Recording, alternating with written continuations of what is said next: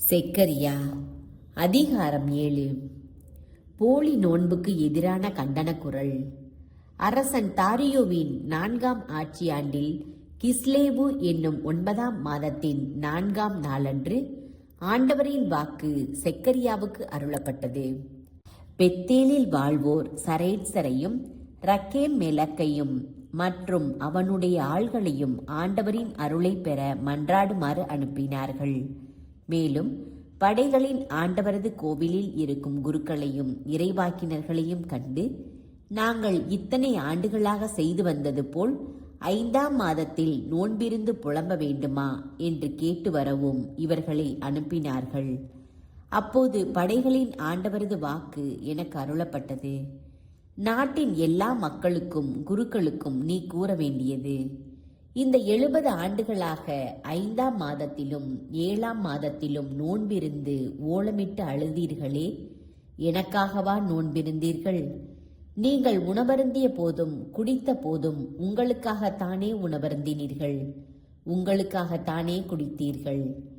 எருசலேமில் மக்கள் குடியேறிய போதும் அந்நகர் சீரும் சிறப்புமாயிருந்த போதும் அதை சூழ்ந்திருந்த நகர்கள், தென்னாடு, சமவெளி நிலம் ஆகியவற்றில் மக்கள் குடியேறிய போதும் முன்னாளைய இறைவாக்கினர் வாயிலாக ஆண்டவர் முழங்கிய சொற்கள் இவையல்லவா?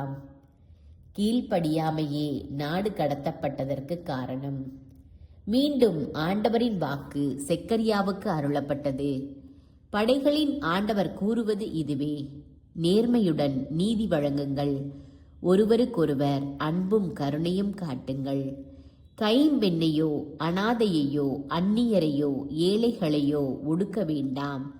உங்களுக்குள் எவரும் தம் சகோதரனுக்கு எதிராக தீமை செய்ய மனதாலும் நினைக்க வேண்டாம்.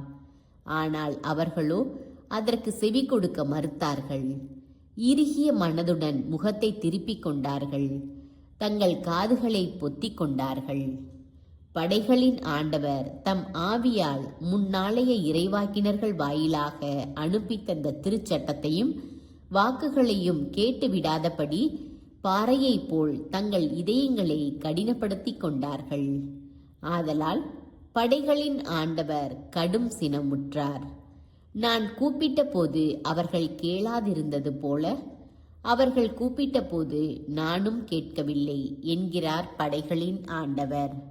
ஆகவே முன்பின் அறியாத வேற்றினத்தார் நடுவிலும் அவர்களை சிதறடித்தேன். இவ்வாறு அவர்கள் விட்டு சென்ற நாடு பாழடைந்து போயிற்று. போவார் வருவார் எவருமே அங்கில்லை. இனிய நாட்டை பாழாக்கி விட்டார்கள்.